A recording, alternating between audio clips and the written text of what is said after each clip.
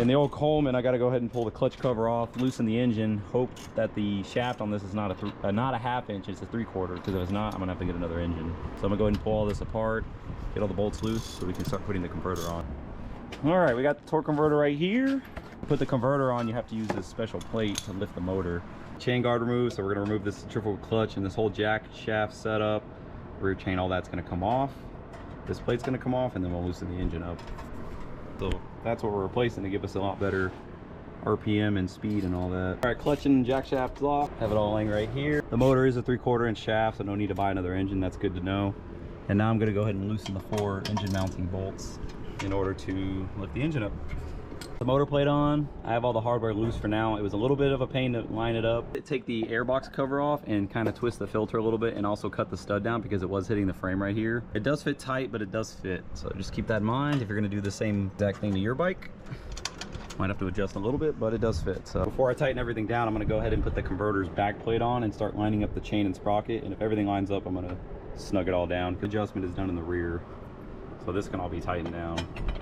Torque converter is on. I did not have to do any other modifications. However, the exhaust did not want to fit, so I did go ahead and cut it, re-angle the muffler a little bit, took the heat shield off, and re-welded it. You do have to be careful because this gets very hot, so don't have it too close to your leg. All I have to do now is adjust the chain, and we can actually go test ride this. But I got the motor mount bolts all tight. I need to tighten this jack shaft nut right here. I already got the pulley tight on the engine. And then make sure you line this up, and then also make sure your chain's lined up with your front and rear sprockets perfectly straight, so that way your chain doesn't fly off. And that's it. So I'm gonna get this chain adjusted and we'll go start riding. We got this thing fired up as well. He's just putting the clutch on and the seat on.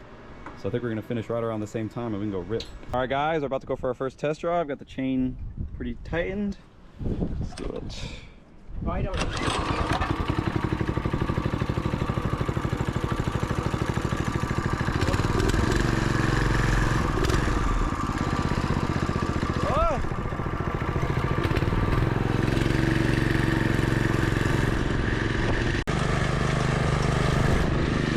Going slow to feel it out.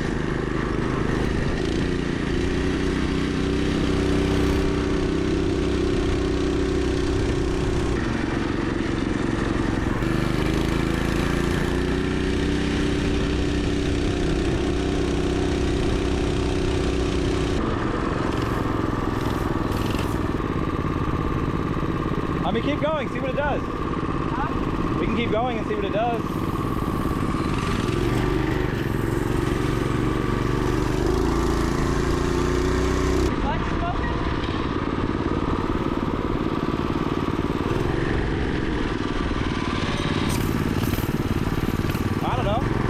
Needs to be lubed. Now we're gonna try to off-road the shifter cart. I don't know how this is gonna go. Oh! I went too deep in like. I know. You gotta. I got it. Okay.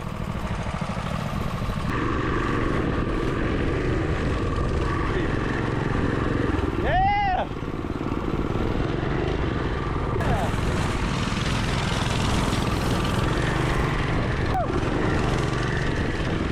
Hit me.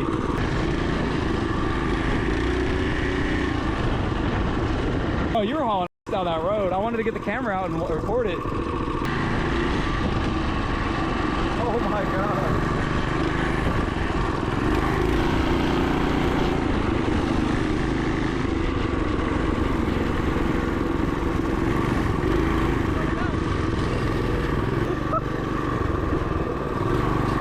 Oh my God. Just eating it.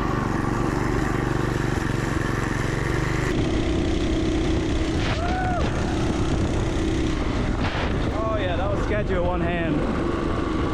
Guys, first impression with the torque converter, that is the best $60 mod you can do to this Coleman.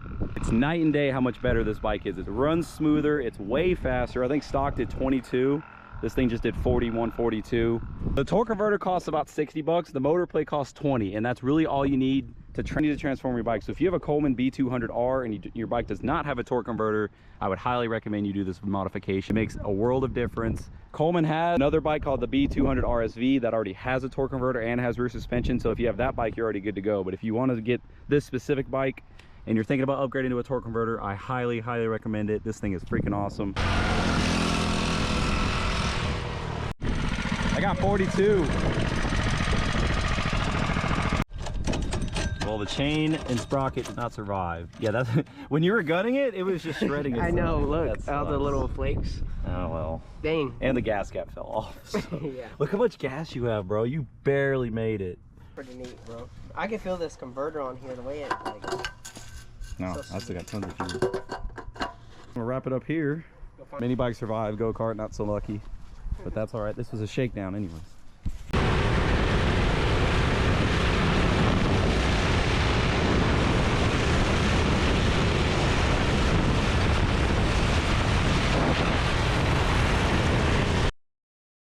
You still trying to get this junk pile running? No. We need to put the cover on there. I'm not putting the cover on there. Yeah, it has a plastic cover. You don't want to put the cover on it.